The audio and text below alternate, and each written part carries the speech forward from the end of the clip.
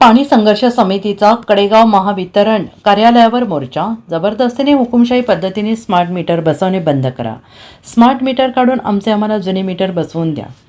कडेगाव तालुक्यातील शेतकऱ्यांना शेतीसाठी दिवसा वीज द्या. शेतकऱ्यांना नवीन वीज कनेक्शन द्या. सौर ऊर्जेची फसवी योजना बंद करा.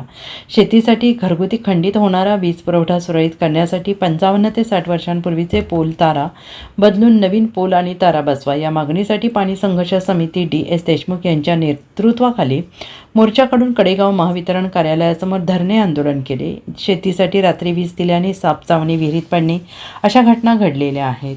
यावेळी मोठ्या संख्येने शेतकरी आणि महिला उपस्थित होत्या. टांगून आंदोलन करणार आहे का? तर तुमचं उलटं काम आहे म्हणून उलटं टांगून आंदोलन करायचं आहे.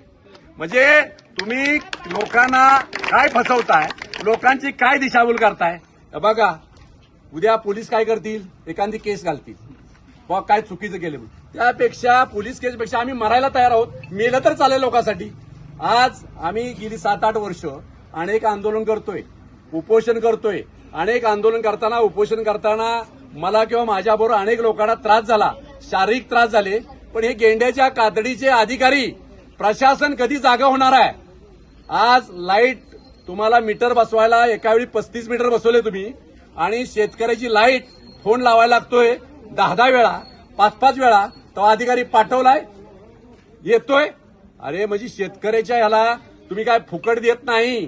शेतकऱ्यांचं जरी लाईट बिल मोफत असेल तरी सर्वसामान्य लोकांच्या, ग्राहकाच्या ह्याच्यातनं बिलातनं पैसे घेताय, युनिट पैसे वाढवून. आणि आज तसं पाहिलं तर आज महाराष्ट्रामध्ये जेवढी वीज महाग आहे तेवढी कुठल्याही राज्यात नाही. म्हणजे ही लूटशाही आहे आणि दाखवायचे दात एक आणि खायचे दात दुसरे आहेत.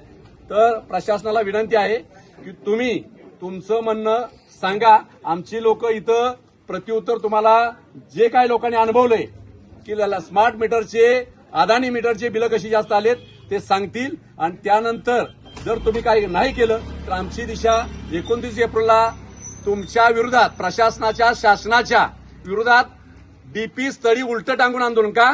कारण तुमचं उलटच का मृत्यूमुखी पडला. आता खऱ्या अर्थानं वनवे दादा इथं आहेत, त्यांच्याकडेच तो तपास आहे. अजून 4-5 दिवस सुद्धा झाले नाहीत. म्हणजे यांच्या शासनाच्या विरोधात, शासनाच्या या अंधधुंद कारभारामुळे शेतकऱ्यांचा बळी चाललेला आहे.